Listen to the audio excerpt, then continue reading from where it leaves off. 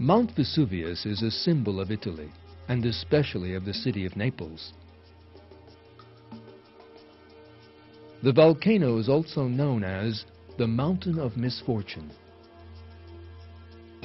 There is a good reason for this. A city built on its slopes experienced a similar catastrophe to that which hit the city of Sodom. The name of the city, destroyed on account of its rebellion against God and its perversions, was Pompeii.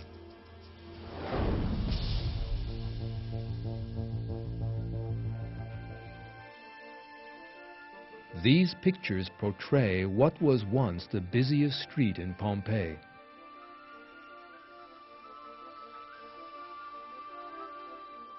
The city was a holiday destination of the high society of the Roman Empire and a symbol of wealth. The architecture of the houses was breathtaking.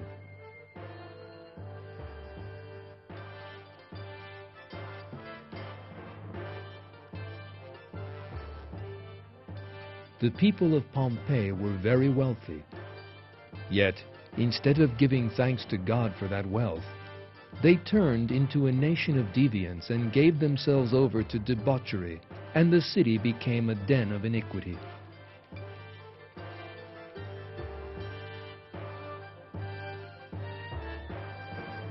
Pompeii was best known for two things.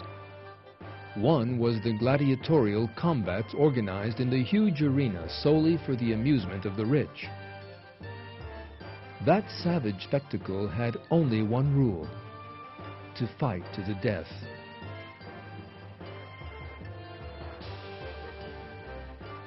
The second largest arena in the empire after the Colosseum in Rome was that of Pompeii.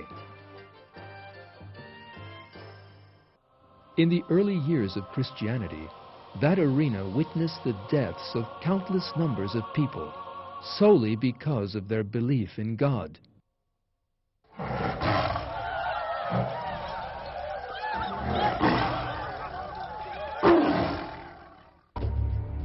This unbelievable savagery came to be the greatest form of entertainment for the people of Pompeii, whose consciences had withered and died.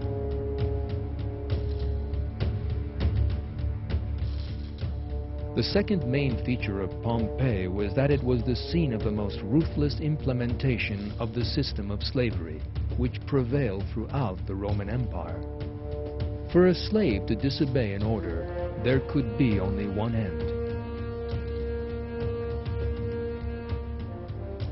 They were treated as worthless objects, bought for money. Yet the real oppression of the slaves by the nobles of Pompeii was something different. They were forced into prostitution.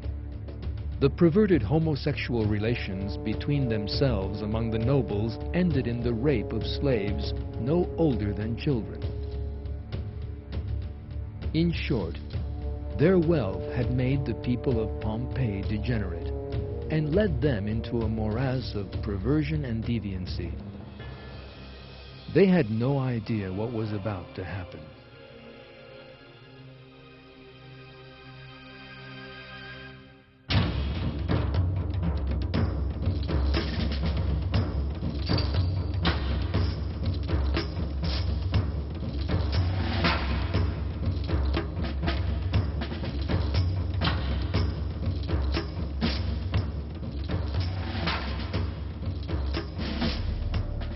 The disaster was so terrible that this huge marble bathtub from one of the baths smashed into the opposite wall with unbelievable force, leaving a huge deep scar. In an instant, the lava from Vesuvius wiped Pompeii off the face of the earth. That disaster remained concealed under the ground for the next 2,000 years.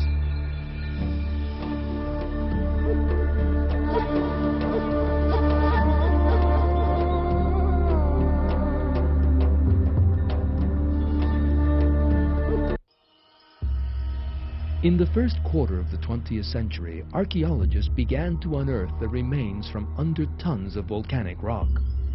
What they encountered was a piece of history 2,000 years old, totally unspoiled.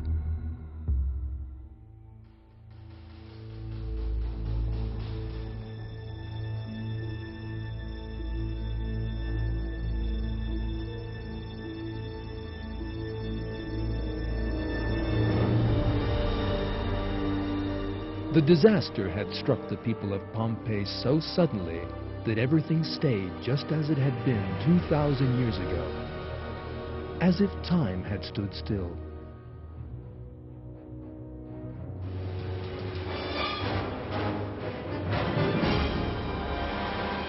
Despite the terrible eruption of Vesuvius, nobody fled, but just turned into stone where they stood. The faces, and even the teeth of some of these bodies remained completely intact.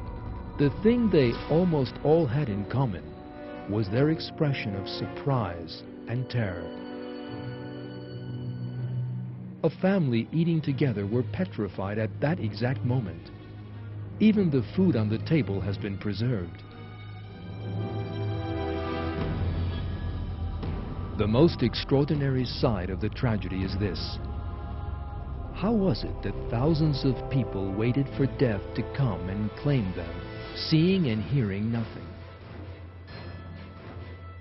That dimension of the catastrophe shows that the destruction of Pompeii closely resembles the incidents of destruction recounted in the Quran.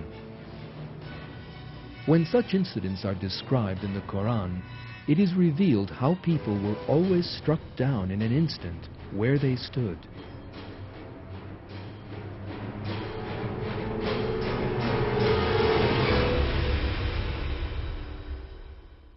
It was but one great blast and they were extinct.